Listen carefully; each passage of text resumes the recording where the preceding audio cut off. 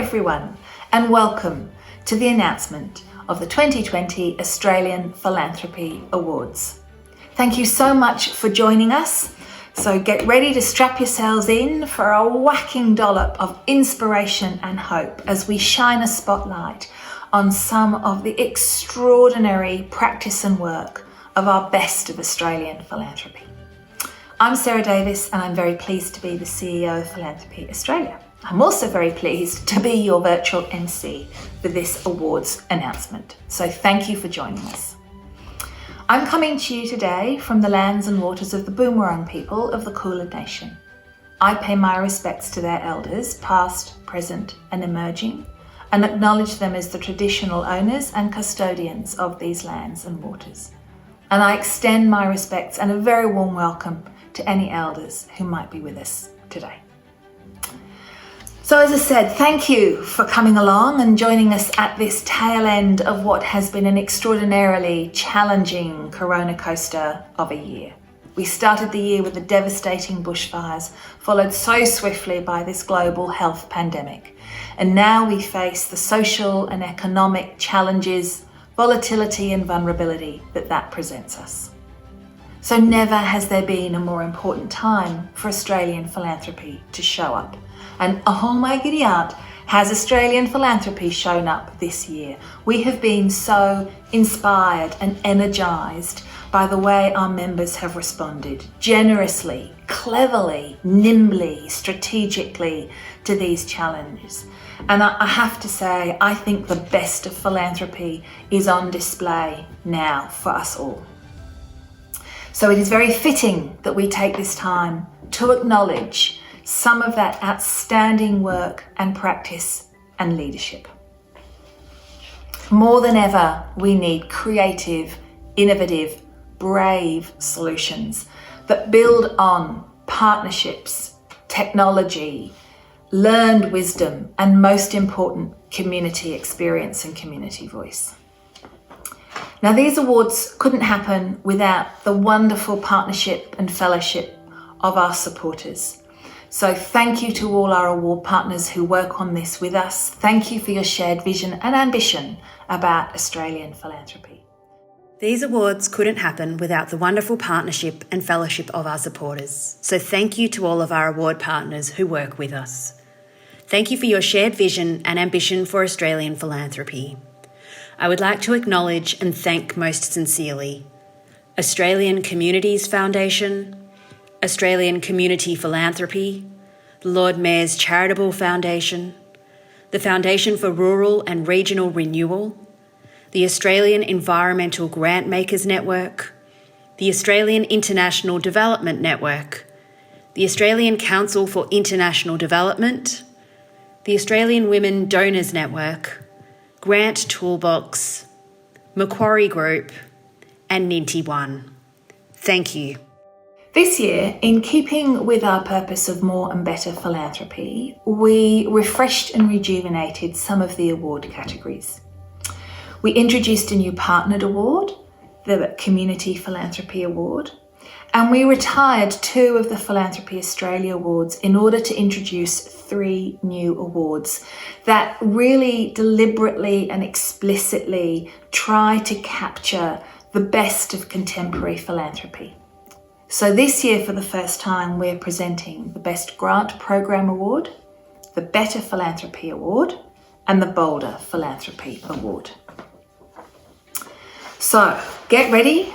We are going to run through and announce the winners across all 9 categories: Community Philanthropy, Environmental Philanthropy, Gender-wise Philanthropy, Indigenous Philanthropy, International Philanthropy, Best Grant Program, the Better Philanthropy Award, the Bolder Philanthropy Award, and of course, our 2020 Leading Philanthropist. Deciding the winners each year is never an easy task. This is my 5th year supporting the awards programs. I am not on the awards panel, I hasten to add, and I am very happy that I'm not on the awards panel because this year was, I thought last year was hard. This year was incredible.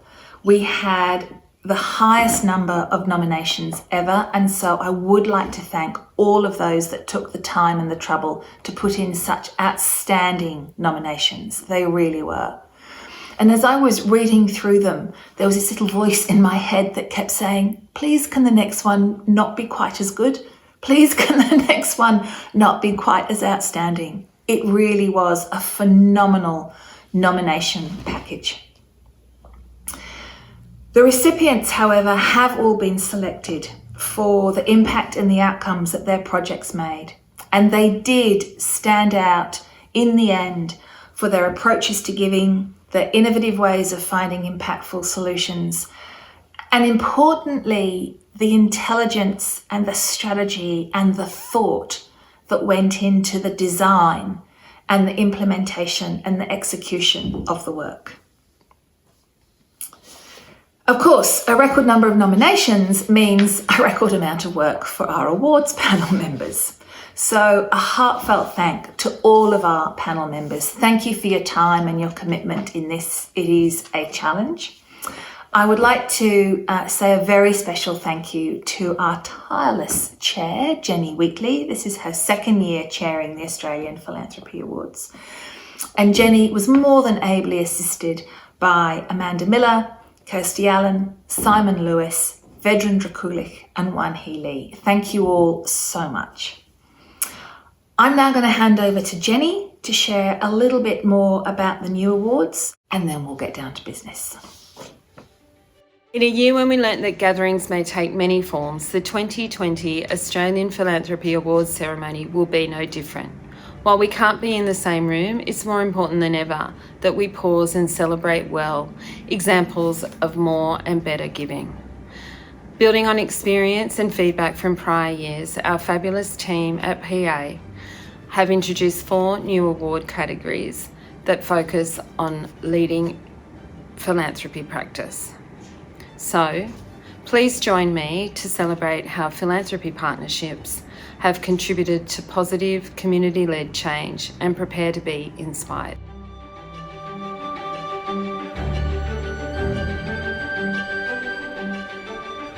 Hello, I'm Catherine Brown. I'm the CEO of the Lord Mayor's Charitable Foundation, and we're very pleased to be a partner in presenting the inaugural Community Philanthropy Awards.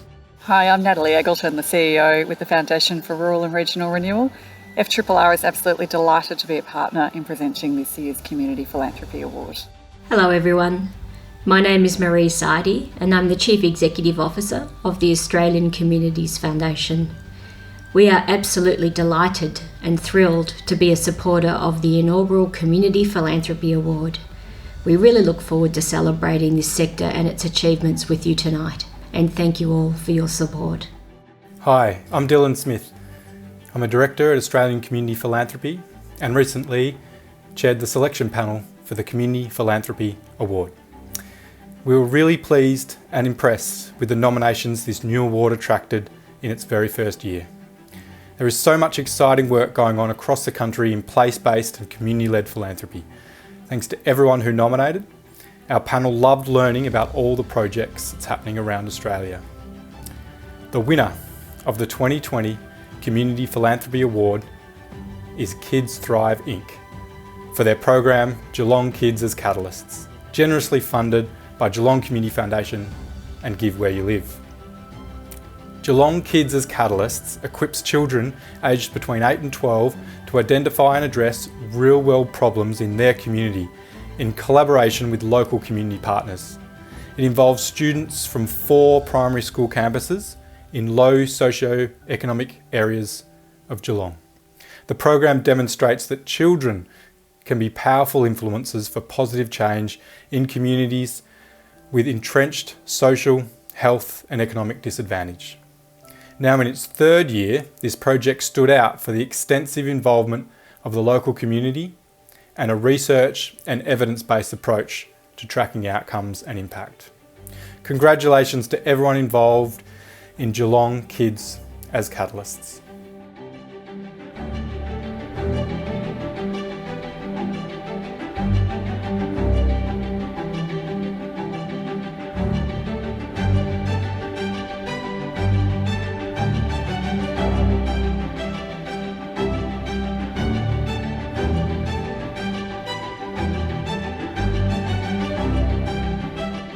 Hi, I'm Andrea Rennett. And I'm Andrea Lemon, and we're the co-directors of Kids Thrive. Thanks so much for this recognition. It's really lovely. We're here today on behalf of our team at Kids Thrive and also on behalf of Give Where You Live and Geelong Community Foundation.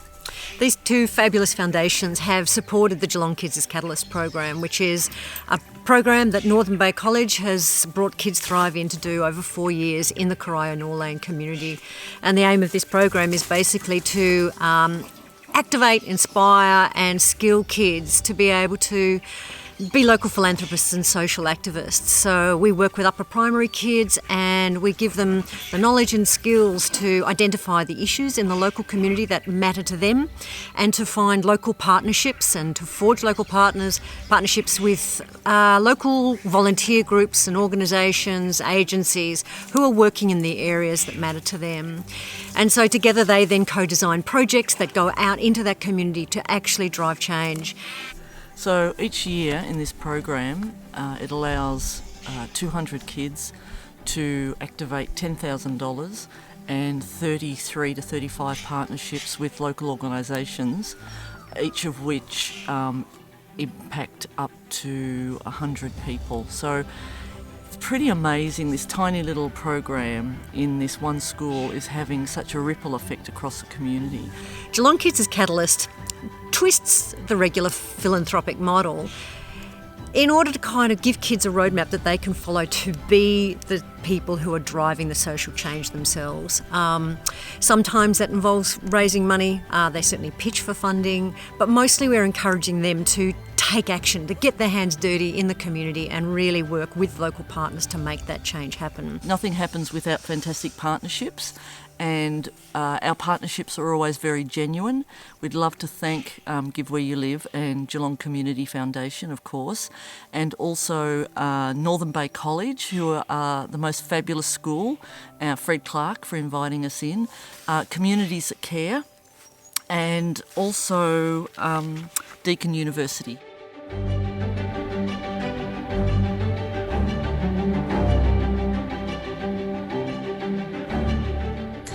Hi there, it's Amanda Martin here, and I'm the CEO of the Australian Environmental Grantmakers Network, and it is our great pleasure to be sponsoring the Environmental Philanthropy Award for 2020.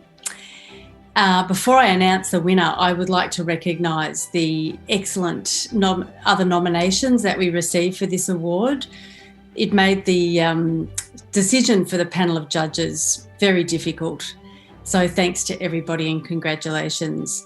Without further ado, I would like to announce the winner of the award is the PACE Foundation, along with the NR Peace and Justice Fund, the Lenko Family Foundation, the Meliadora Fund, which is a sub-fund of the Australian Communities Foundation, Vicky Olsen, the Mullum Trust, and Sarah Brennan from the Hamer Family Fund for the BZE, Beyond Zero Emissions and Environment Centre Northern Territory project, the 10 gigawatt vision for the Northern Territory. The panel of judges selected this project as it addresses environment, economic and social issues by demonstrating the massive opportunity for Australia to become a low-carbon superpower. It also laid the groundwork for leveraging an enormous amount of private investment for renewable energy. At a time of environment crisis, the project demonstrates how smart NGOs partnering with philanthropy can make a huge difference. And with 2% of charitable giving going to the environment, hopefully it will inspire you. Hello, I'm one of the funders of the 10 gigawatt vision. Beyond Zero Emissions has produced visionary plans that are not only inspiring but also practical and deliverable. BZE has gained international recognition, and I'm glad that our support has helped them amplify their work and impact. In 2019, the NT Minister for Renewables launched the 10 gigawatt vision in Darwin, which gained wide media coverage. Decarbonisation is now gaining acceptance amongst Territorians. All parties at the 2020 election adopted a renewable energy target. They were prompted to compete on renewable energy plans, with shale gas receding as an energy solution. The outcomes show that a clear and cohesive vision, a 10 gigawatt vision, can appeal to funders, to governments and investors alike. Hi, my name is Eitan Lenko and I'm speaking as the chair of Beyond Zero Emissions and also as a co-funder of this project through the Lenko Family Foundation. The BZE 10 gigawatt vision was intended as an alternative economic vision for the Northern Territory that showed how low-cost renewable energy could drive equitable and distributed economic growth. It's a vision that provides safer, healthier places to live, helps households save on transport and electricity bills, create more than 8,000 new jobs and prevents over 20 billion tonnes of carbon emissions. The 10 gigawatt vision exemplified a successful and collaborative policy, advocacy and communications program. Funding support gave us a chance to carry out thorough technical research and develop an achievable vision with goals, targets and timelines. Our vision has been affirmed by a tangible policy impact, pledges for investment dollars in major infrastructure, and by seeing a positive vision for renewable energy become a central issue at the recent Northern Territory elections, with all three major parties trying to outbid each other on positive renewables policy.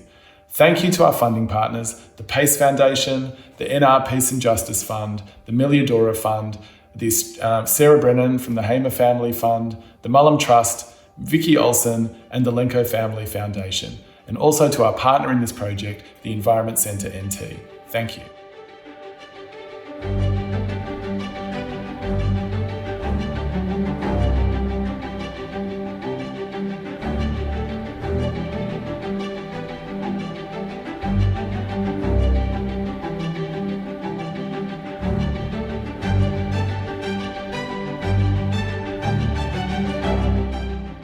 Hello everyone.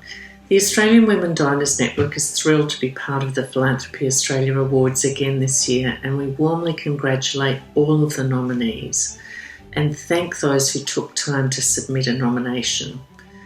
The Gender-Wise Philanthropy Award elevates and celebrates more and better philanthropy for women and girls and seeks to increase giving that delivers greater gender equality.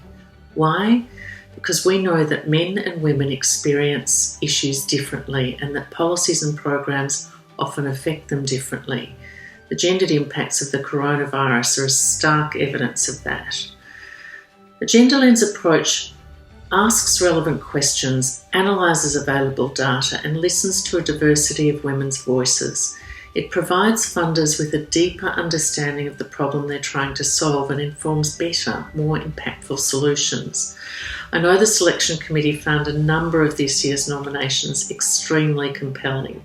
It's always tough to select just one recipient, but nonetheless their decision was enthusiastically unanimous.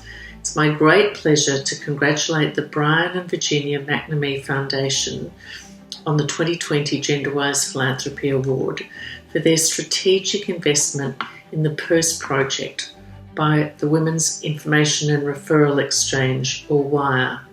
The committee noted the funders' deep commitment to bringing about positive change in the lives of women and the intersectional approach taken to ensure the inclusion of all women. They noted the trust in the relationship that developed between the Foundation and WIRE over an extended period since 2015 and the innovation and impact of the project that was funded that has ultimately impacted and affected government policy. What a brilliant partnership. Our warmest congratulations to all concerned. Strategies to enhance women's economic participation are important, but they must be accompanied by initiatives to improve financial literacy. The Commission notes the important projects run by WIRE. This is a quote from the Royal Commission into Family Violence about WIRE's PERSE project. My pride for this project is in abundance, as WIRE would go on to reshape the PERSE project training into a financial capability program for victims, survivors of family violence throughout Victoria, which is being delivered in 26 Learn Locals. I want to thank the McNamee Foundation and Mutual Trust for trusting us with their vision of using education to create real change for women and entering into a genuine collaboration and dynamic partnership. I also want to thank the Australian Donors Network for the award and for their continued work in gender equality.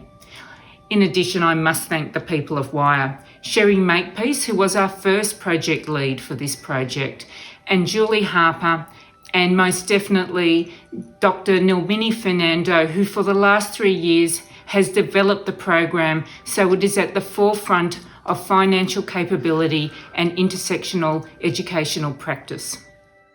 Thank you, Julie.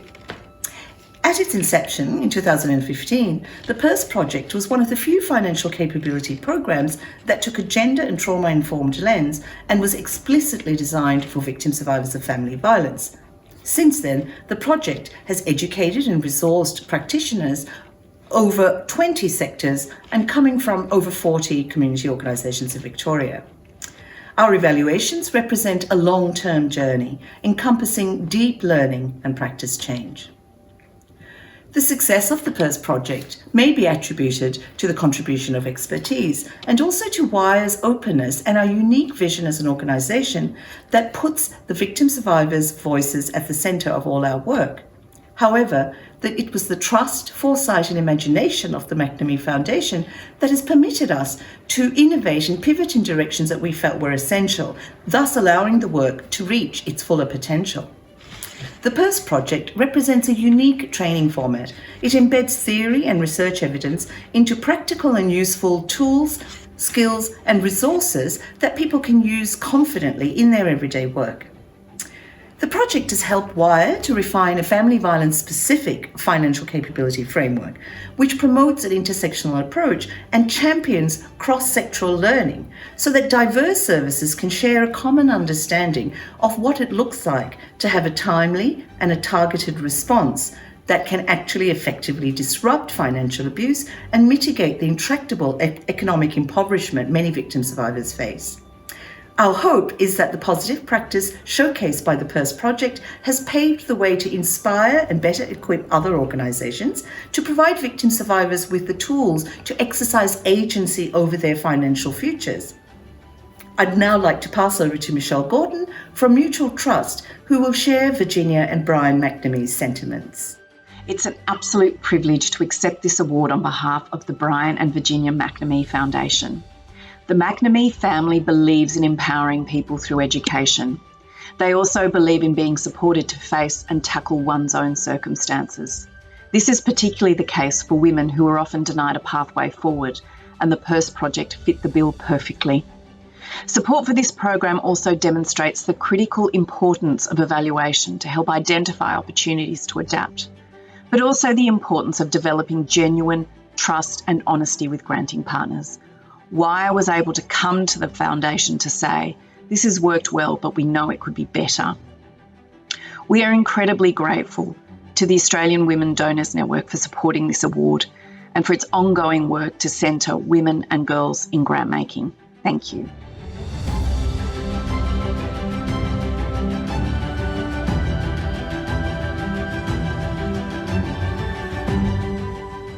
My name is Alison Page.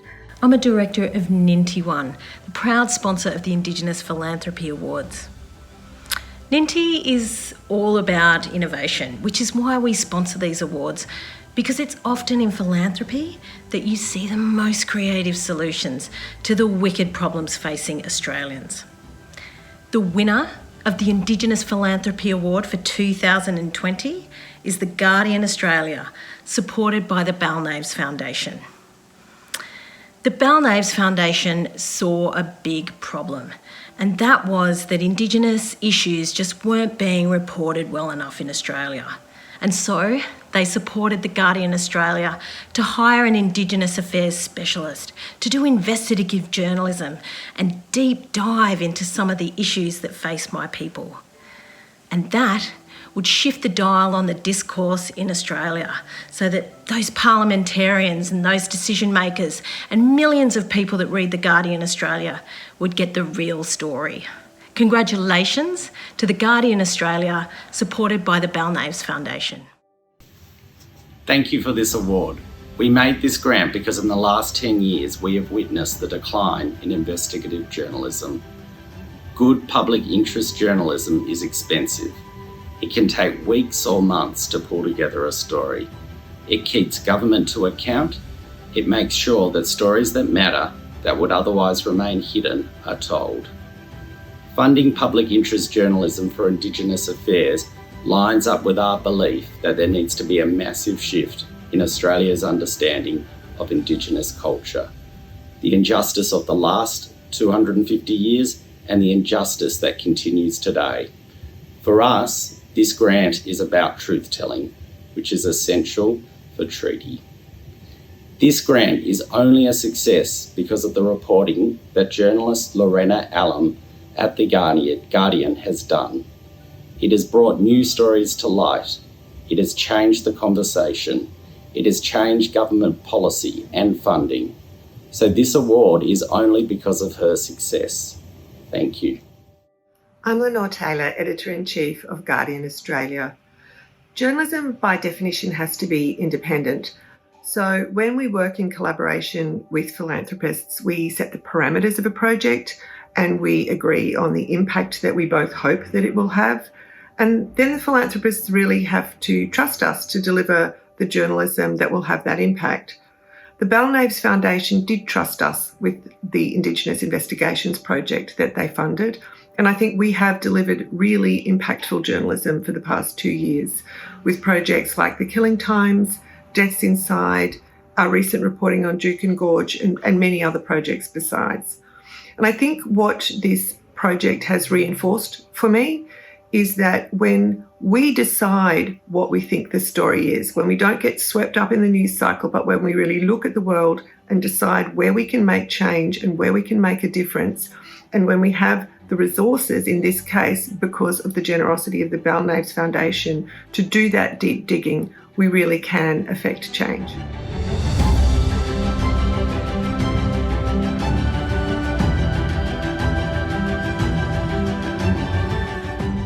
Hi, it's Anna Demant and Simon Lewis here.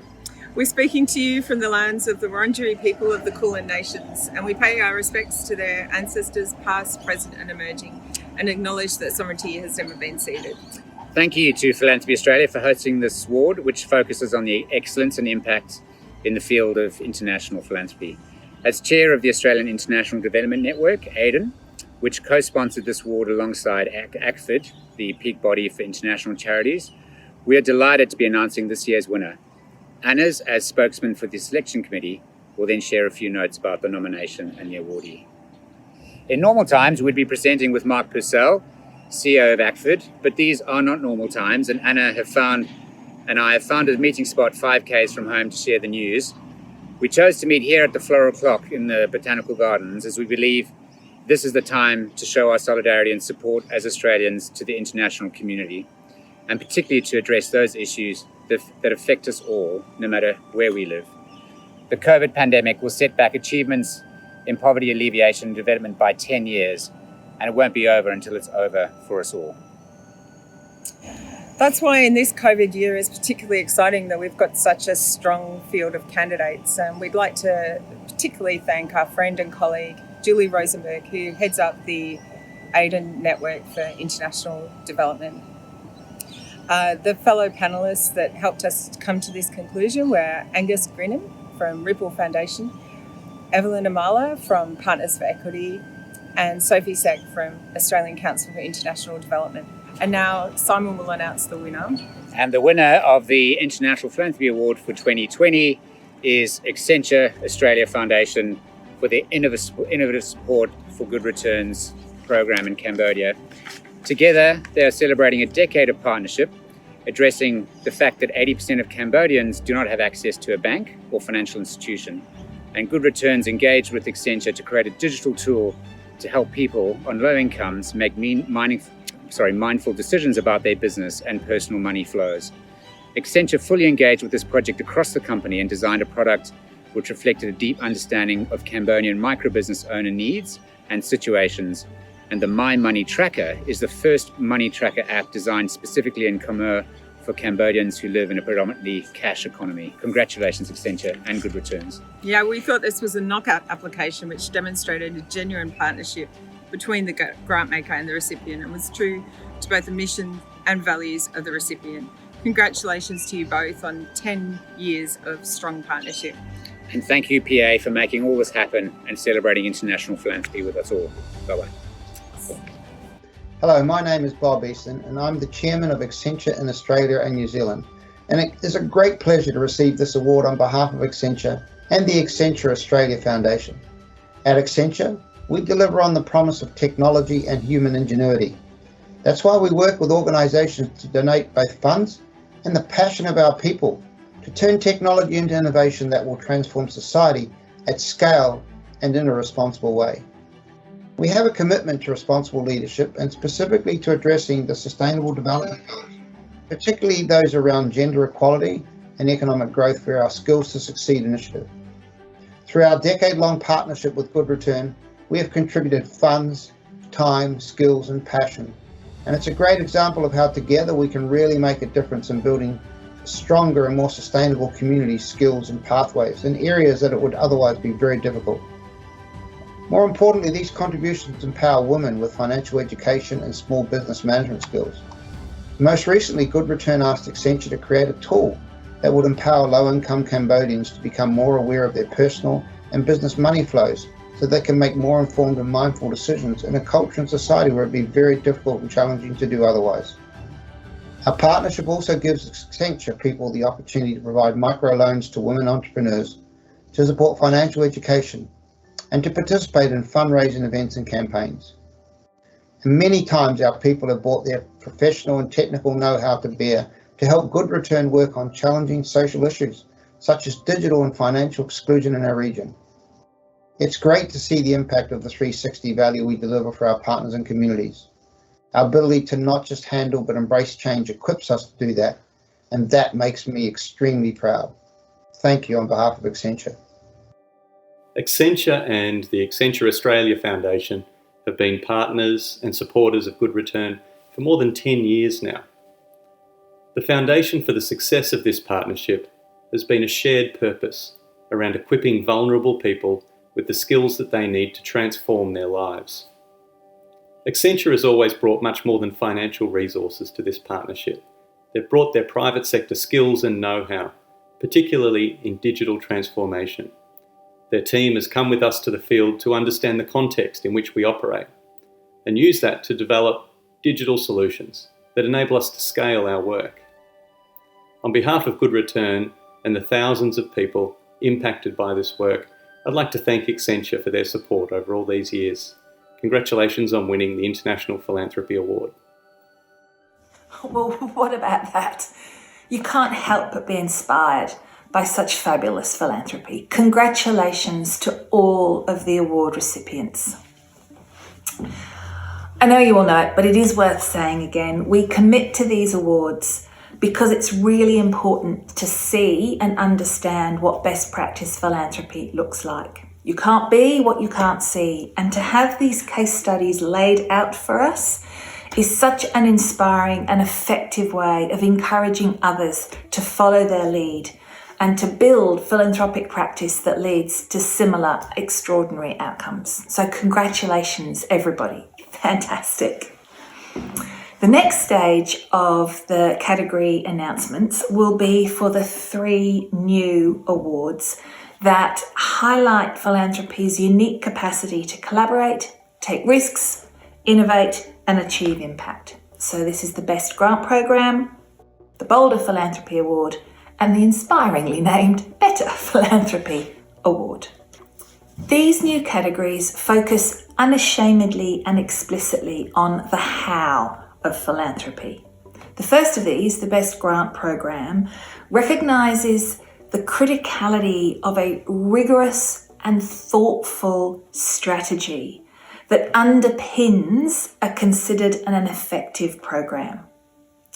The new Bolder Philanthropy Award celebrates innovation and fresh thinking, and in particular, philanthropy's special power to act as our social risk capital. And our final new category, the Better Philanthropy Award, recognises and celebrates how grant makers embrace and extend their practice, how they push and redefine their toolkits to achieve the change. There's an old English advertising tagline for Heineken beer that says that Heineken refreshes the parts that other beers cannot reach. And these 3 awards refresh the parts in social change that other dollars cannot reach. So I am really excited to bring to you the announcement of the 2020 Best Grant Program, Bolder Philanthropy and Better Philanthropy Award recipients.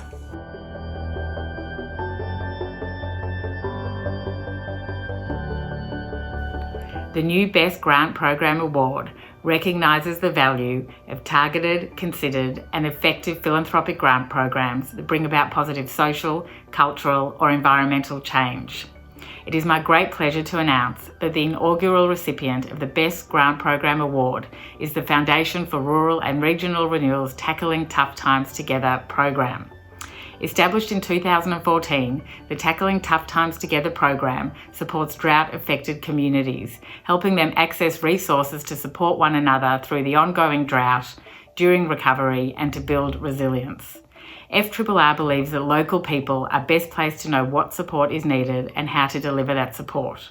Working in partnership with the Tim Fairfax Family Foundation, FRRR developed the Tackling Tough Times Together program to make funding available to community groups so they can help their communities tackle tough times together.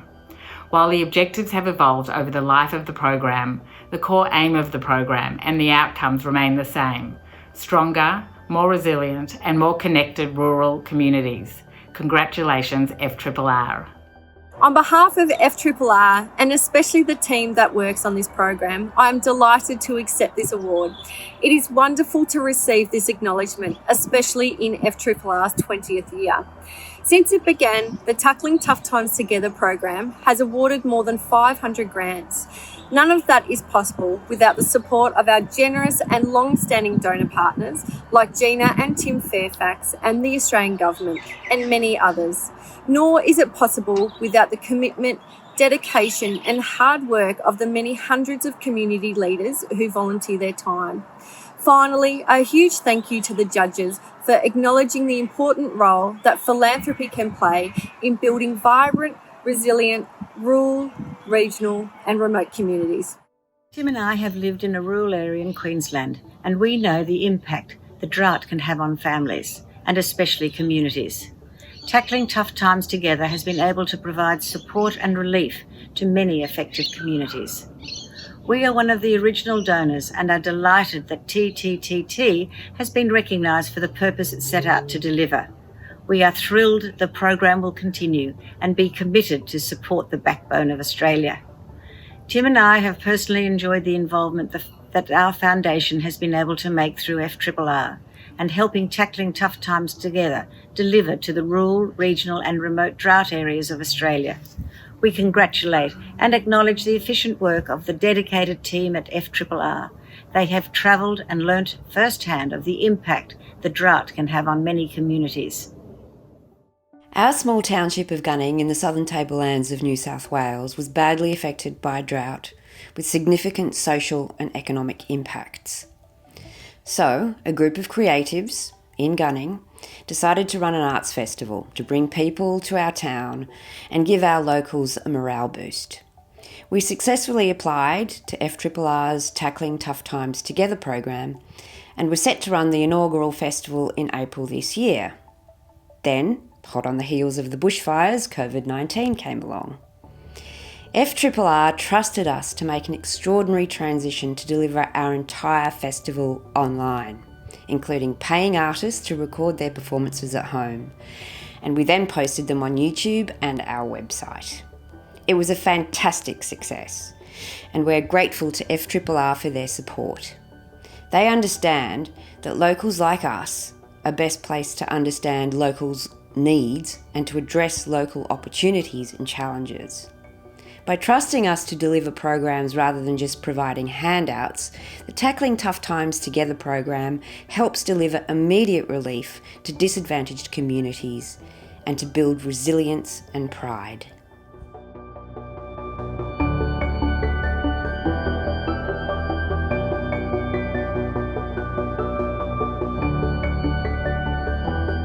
Hello, my name is Julia Steele-Scott and I'm the CEO of Australian Philanthropy and Grant Toolbox.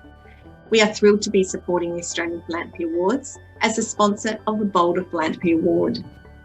Grant Toolbox software provides a simpler way to manage the grant-making process.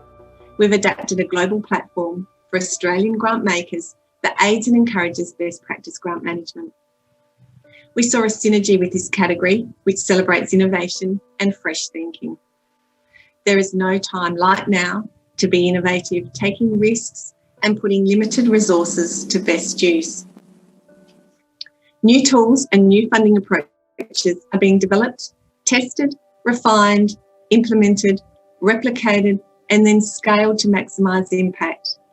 The winners in this category, like Grant Toolbox, have been on a bold and innovative pathway. Risk capital has been invested over the years to fund a fledgling scholarship program, which helps young people understand racism and prejudice, stand up for human rights, and call out injustice and make genocide relevant for young people. It is my pleasure to announce the winner of the Bolder Philanthropy Award to Gandel Philanthropy and the Australian Foundation for Yad Vashem. Gandel Philanthropy's partnership with Yad Vashem to fund the Gandel Holocaust Studies Program for Australian educators is a long-term professional development program aimed at training a cadre of expert educators who are active throughout Australia. Ultimately, it has used this success as a springboard to advocate successfully for mandatory Holocaust education in Victorian public schools. Congratulations to Gandel Philanthropy and the Australian Foundation for Yad Vashem. Hello. On behalf of Gandel Philanthropy and our main partner, the Australian Foundation for Yad Vashem, we are really honoured to be selected as the winners of the Bolder Philanthropy Award from Philanthropy Australia for the Gandel Holocaust Studies Program for Australian educators. Holocaust education program has been going on in Australia for a few years, but it was a real jewel in disguise and it was limited only to Victoria and a small number of teachers. That is why Gandel Philanthropy got involved some 10 years ago, really wanting to give it scale and make it a truly national program. We have been working closely with a number of our partners, most notably the Raoul Wallenberg unit of B'nai B'rith in Victoria, to expand this program, to scale it and to really make it impactful.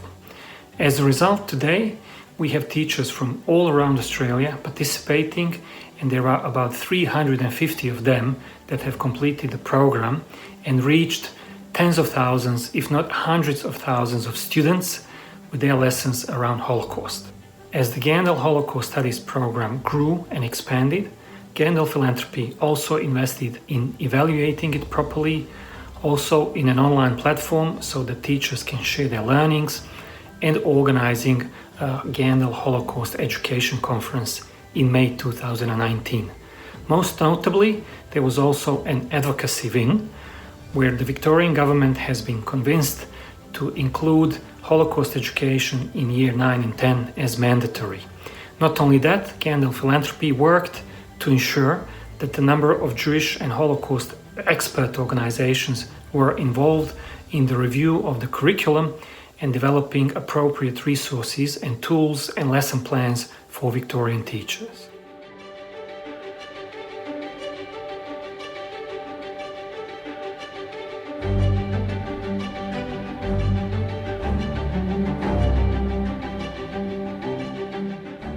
Hi, I'm Anna Lamasuria, Head of the Macquarie Group Foundation in Australia. At Macquarie, we wanted to support the Better Philanthropy Award to recognise initiatives that have enhanced or extended philanthropic practice. This year's winner of the Better Philanthropy Award is the Lord Mayor's Charitable Foundation and its work with Housing Choices Australia. As we know, the lack of affordable housing in this country is a severe problem, which LMCF set out to address in Melbourne through the 2017 Affordable Housing Challenge. Their idea to engage local government and a local community housing provider to help unlock affordable housing at scale was unique, innovative and bold. What started as a $1 million philanthropic grant has been leveraged into what is now a $16 million developmental budget, recently approved by the City of Darebin Council. This project will make a huge difference by creating an influx of affordable housing and could well inspire other councils and states facing similar shortages. Congratulations to the Lord Mayor's Charitable Foundation. The creative and collaborative thinking demonstrated in this project will ensure significant impact for many beneficiaries. Well done to all involved. The goal of the Affordable Housing Challenge was to increase the supply of affordable housing and demonstrate that by philanthropy putting in $1 million, we could encourage new partnerships with local government and leverage other financing and funding into a project. We were very excited when the City of Darebin put forward their site. It's very well located near shops and services, public transport, library, green space. And we've worked with them with a lot of mutual commitment and patience over a number of years to make this project happen. Housing Choices Australia is the perfect partner, very experienced and able to manage a project like this. So it was a bit of a leap of faith, but we're proud of what we've achieved so far.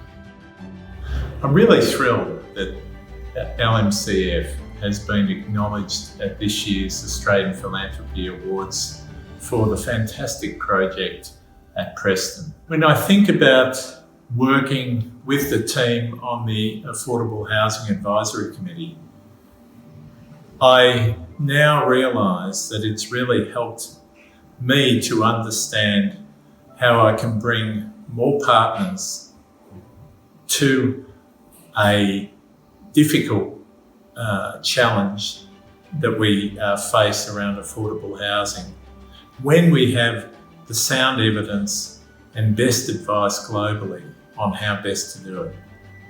Across Australia, when I think about the impacts of this project, you can only help but get excited. We have so much lazy land that's really not being used to its optimal capacity. And in this case, what was a car park for a few cars right next to the town hall, library, fresh food market, public transport, jobs and shops is now going to be the home for 30 Victorians. So well done to all the people involved on this. We can see how here we've provided a toolkit for others to use into the future, and I'm so pleased for LMCF that their work on this project and determination has been recognised. What this project shows ultimately is that if we work together, we can do things that separately will never be possible.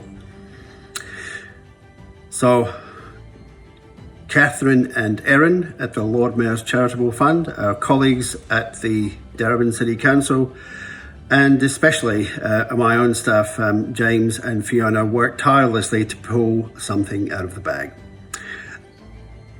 $1 million in grant from the Lord Mayor's Charitable Fund, $2 million in debt from CIFA, and of course the council giving us a 50-year ground lease. These are the elements that got us over the line. And what it has told me that is, it is the case that if in Victoria we are to overcome this structural problem of having the lowest proportion of affordable and social housing in the country, we can't do it individually, but we are stronger together. And this shows everyone that we can get through and we can get things done. And we are tremendously excited and grateful for all our friends who've contributed to this project. Thank you. That was extraordinary. Congratulations and thank you so much for your work and your leadership. Unbelievable. Inspiring, compelling, and exciting to see and to hear these great approaches to social change. So, now we move to our final award for the year. And in some ways, this is the personal face of philanthropy. It's the recognition of an individual whose contribution to everything that philanthropy stands for is enduring and transformative. Last year, that honour went to Philip Bacon, whose leadership and drive and energy and commitment to philanthropy, particularly in the arts sector, has been so outstanding. And I have no doubt will continue to be crucial as our cultural sector builds back from the severe impacts of this year. So here is Philip for his reflections and message to us as the 2019 leading philanthropist. It's just a year ago that we were at the Lecture Theatre of the Art Gallery of New South Wales, and Sarah, amazingly to me, still something I still find very hard to believe, announced that I was Australia's leading philanthropist of the year. So a year has passed, and my goodness, what a year it's been. I don't need to go over what has happened to Australia, to the world. But one thing I have seen is that the level of philanthropy has not decreased in the areas that I've been particularly involved in, the arts, which of course is my life and my passion. People have been so amazingly generous. We have been astonished in institutions like Opera Australia, the country's largest arts organisations, when we had to cancel millions and millions and millions of dollars worth of pre-sold tickets. So many people contacted us to say, look, keep the money, it's a donation. The same thing with the Brisbane Festival, which really is the only arts festival that has been able to put on a show through this amazing year. Our philanthropy target was met and exceeded, which just proves that we are an amazingly philanthropic nation. And it takes so many forms, as you know. So we're about to hear in a moment who this year's leading philanthropist is, and I'm sure you're going to have an amazing journey. You will learn so much about what amazing people Australians are, and the depth of their giving and their involvement with all sorts of areas of Australia's life, not just the cultural life, but medical research. My goodness, how important is that going to be? So whoever you are, I wish you all the best, and thank you, Philanthropy Australia, for a wonderful year that I've been able to help where I can. Thank you. Thank you, Philip. And now to the announcement of the 2020 leading philanthropist.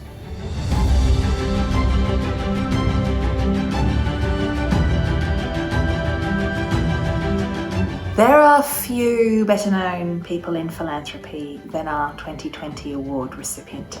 She is one of our leading figures changing the way we think about giving, about community, about leadership, about business, and importantly, about gender. She is an innovator, a pioneer, a warrior, if you like, and has an endless source of energy and drive to pursue the kind of change that she feels is important for our community.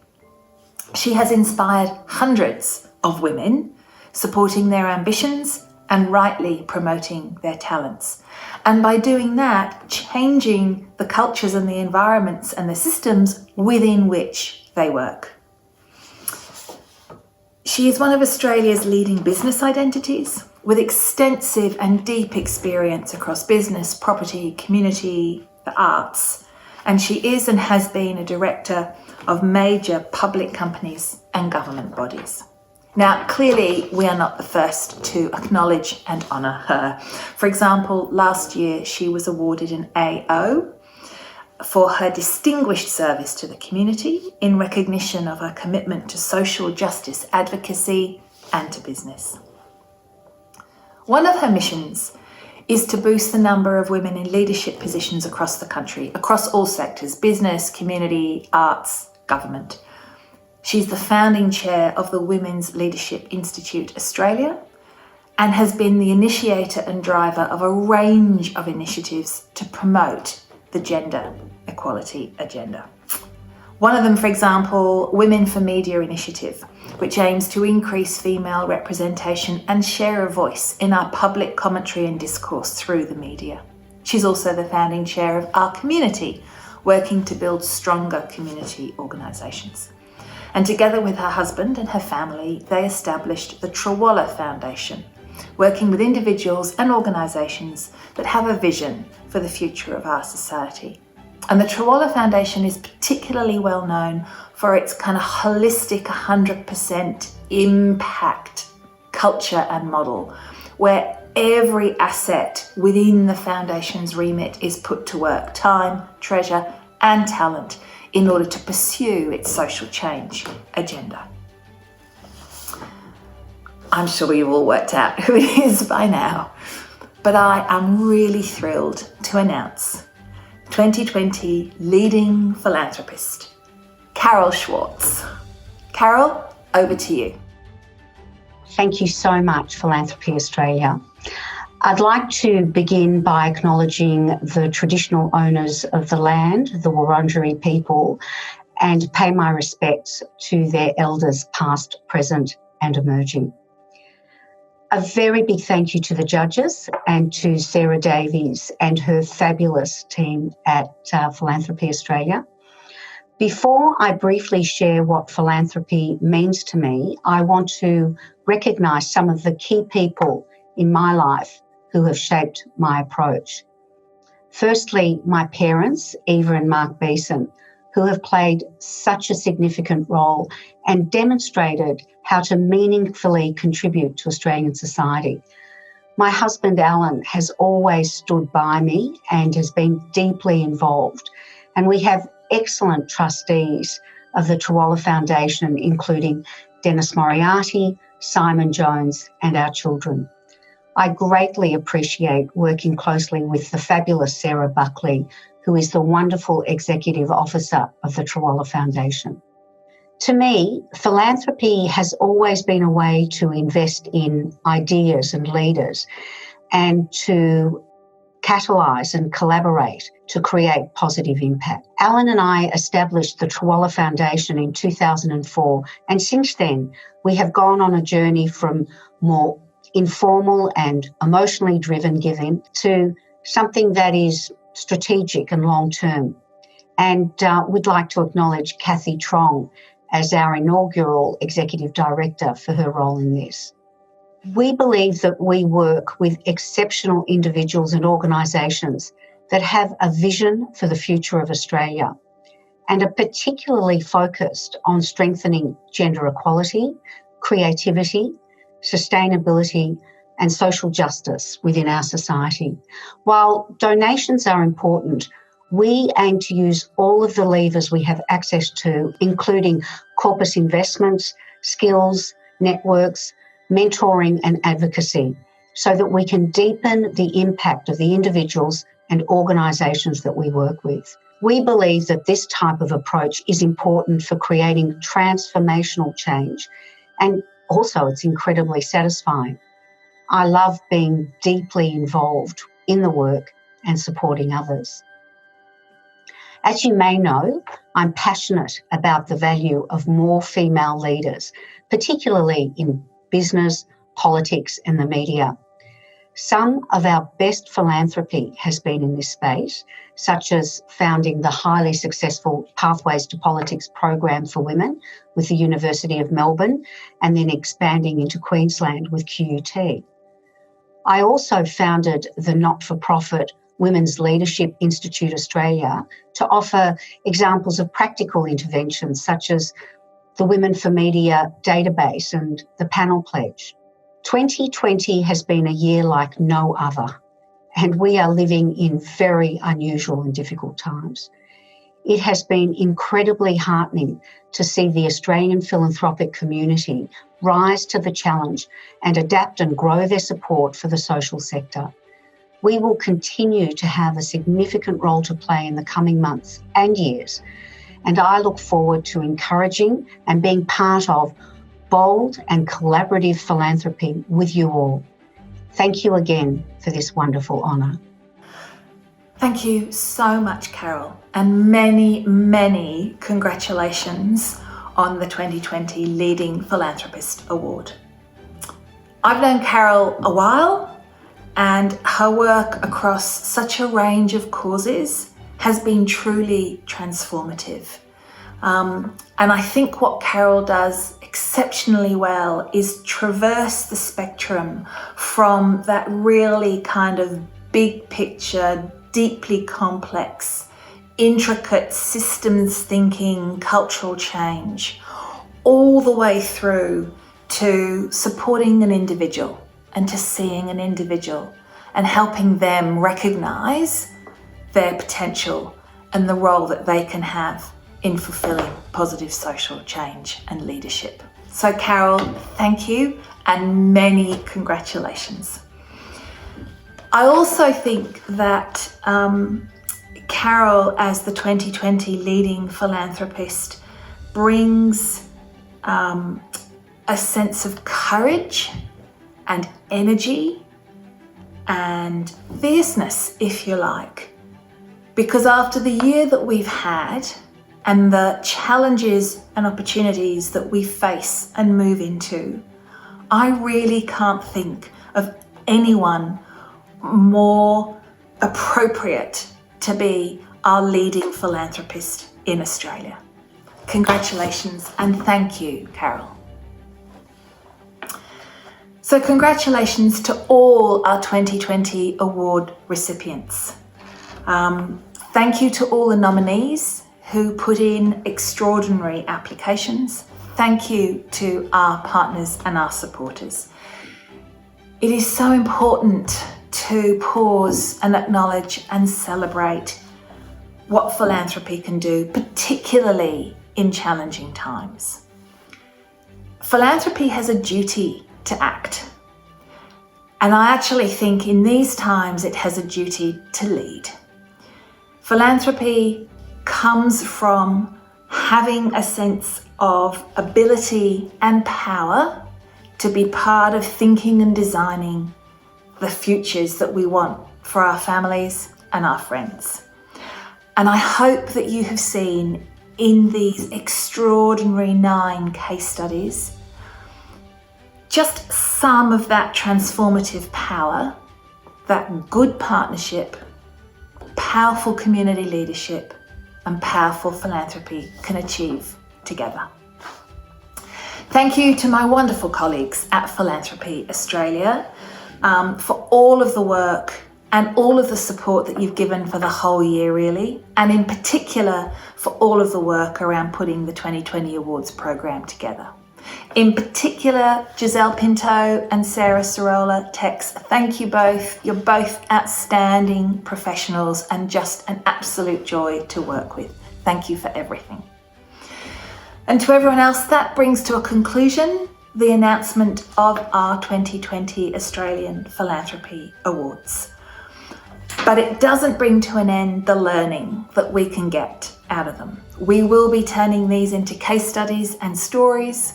And also at the conference in April and May next year, you'll have the opportunity with these award recipients to delve much more deeply into workshops around unpacking and understanding how they have built this extraordinary change. So thank you very much indeed, and hats off to our 2020 Australian Philanthropy Award recipients. Thank you.